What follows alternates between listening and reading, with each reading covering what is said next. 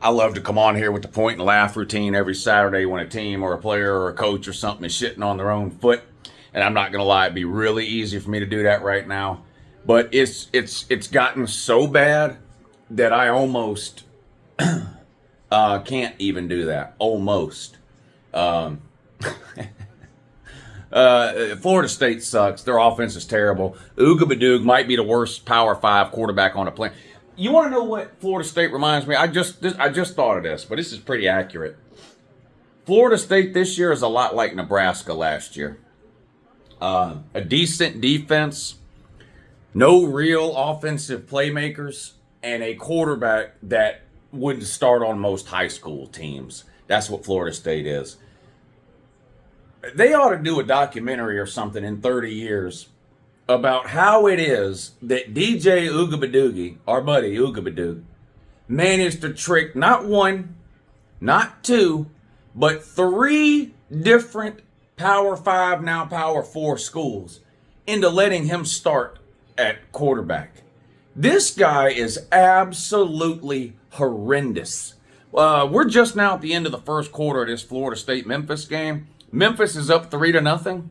They might win the game 3-0. I don't know how Florida State plans on getting any first downs, never mind sustained offense or scoring any legitimate amount of points with DJ Ugabadoo. He is horrible. He looks like a game one, year one starter. He looks lost, confused. He just threw a terrible interception. I know he got hit as he threw the ball, but my God, he threw into triple coverage. It was 20 yards underthrown. Terrible pocket presence. He moves slow. There's just nothing he does good. Nothing.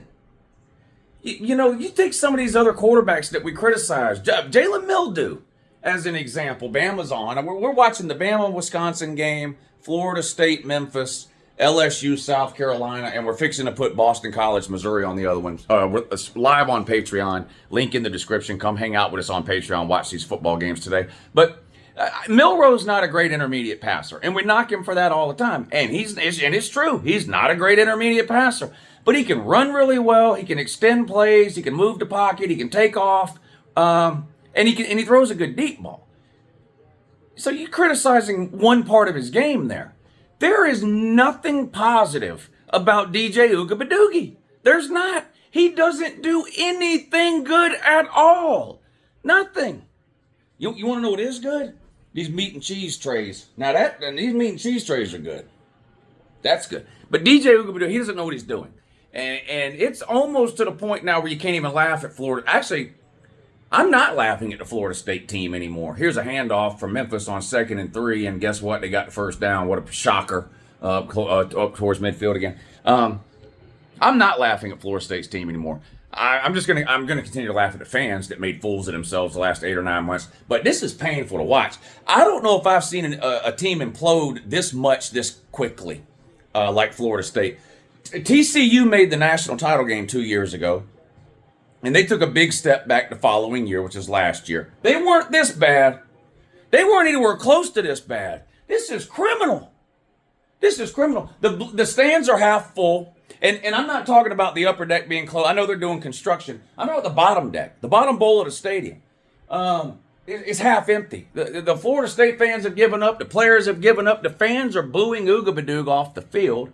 Alabama's up 7-3. Wisconsin had an early lead. Man, Tyler Van Dyke went down early, and it did not look good, that knee injury, and he had to ride the golf cart off. It didn't look good.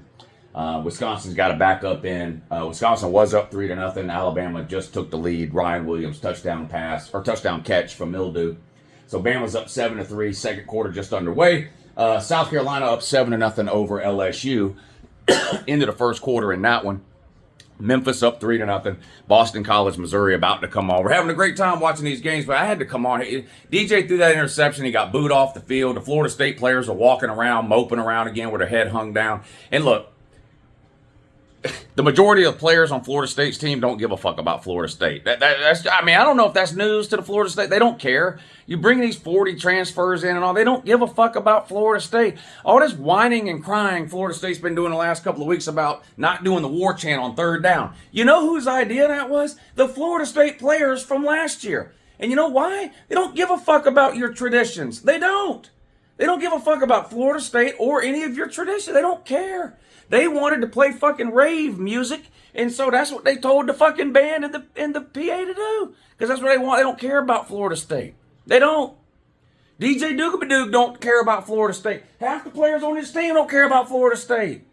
They were somewhere else last year. They'll be somewhere else next year. 1st and 15, Memphis going deep. Caught inside the 15. 1st and 10, Memphis about to score again. Florida State. You get permanent place coming here for you. Permanent play. Florida State's been on here every week. The only reason Florida State wasn't on there last week is because they didn't fucking play. God almighty. I don't understand how. It makes me mad that you're this fucking bad. I wanted Georgia to beat you by 60 points again this year. But my God, y'all aren't getting anywhere near Georgia this year. Georgia's headed to the playoffs. You're heading into irrelevancy.